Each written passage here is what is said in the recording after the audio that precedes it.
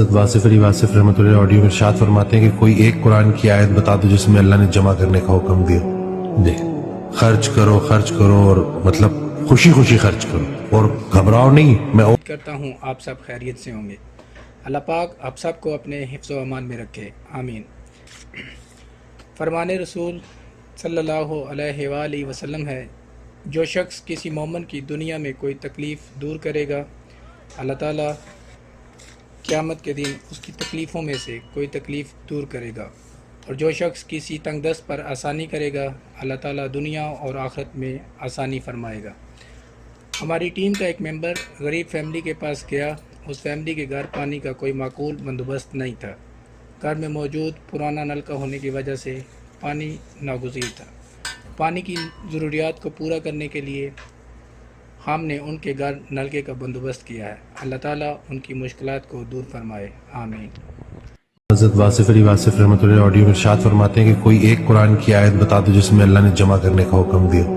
جی خرچ کرو اور مطلب خوشی خوشی خرچ کرو اور گھبراؤ نہیں، میں اور دوں گا. لیکن بس وہ لوگ برے وقت کے لیے پیسہ جوڑتے ہیں اور پھر برا وقت آ جاتا ہے. واہ واہ سبحان اللہ. حضرت مولا علی کا قول ہے کہ اللہ تعالیٰ نے رزق کو چھپا کے رکھا ہے سخاوت میں. لوگ اسے محنت میں ڈھونڈتے ہیں. اللہ اکبر، واہ واہ سبحان اللہ. کہ لوگوں نے سمجھا ہے کہ یہ مشقت میں ہے، وہ سخاوت میں ہے. کھانا کھلائیں تاکہ آپ کا رزق بڑھے، مہمان بلائیں، ان کو کھانا کھلائیں، اللہ کے نام پہ کھلائیں، اپنا رزق بڑھائیں. مجھے سرکار کا فکرہ یاد آ گیا کہ سخی کبھی امیر نہیں ہو سکتا اور امیر کبھی سخی نہیں ہو سکتا. سبحان اللہ. اب یہ بات سمجھ کمال بات.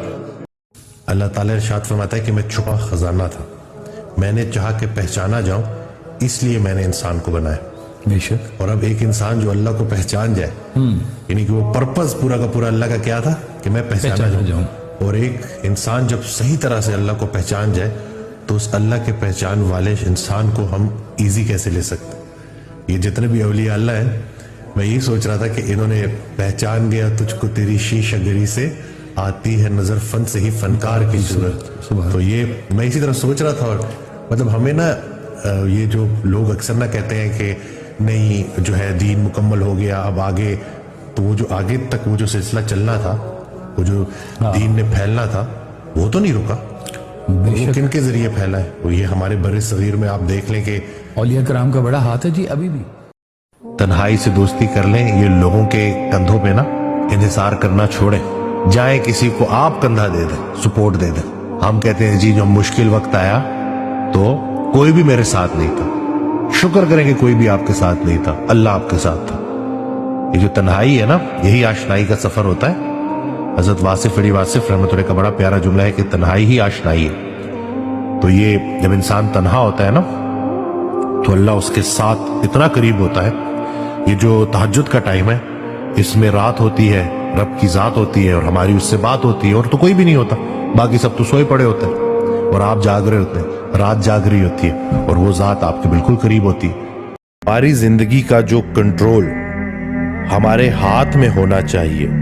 ویسے تو جو کر رہا ہے اللہ کر رہا ہے، اور اللہ جو کرتا ہے بالکل صحیح کرتا ہے، لیکن ہماری راہ میں جو سب سے بڑی رکاوٹ ہوتی ہے وہ ہم خود ہوتے ہیں. تو وہ جو کنٹرول ہمارا نکل گیا ہے اور ہم نے اپنی لائف کا کنٹرول دوسرے انسان کو دے دیا ہے نا، یہ چیز میں اتنی کامنلی دیکھ رہا ہوں نا، اور جس کی وجہ سے لوگ بیمار ہو رہے ہیں، پریشان ہو رہے ہیں، زندگی میں سکون نہیں ہے، راضی نہیں ہے. جیسے ایک چھوٹی سی اگزامپل کہ اکثر لوگ میرے پاس آتے ہیں اور وہ کہتے ہیں کہ جی فلانا شخص مجھے اچھا نہیں سمجھتا، کوئی قریبی رشتہ دار ہے.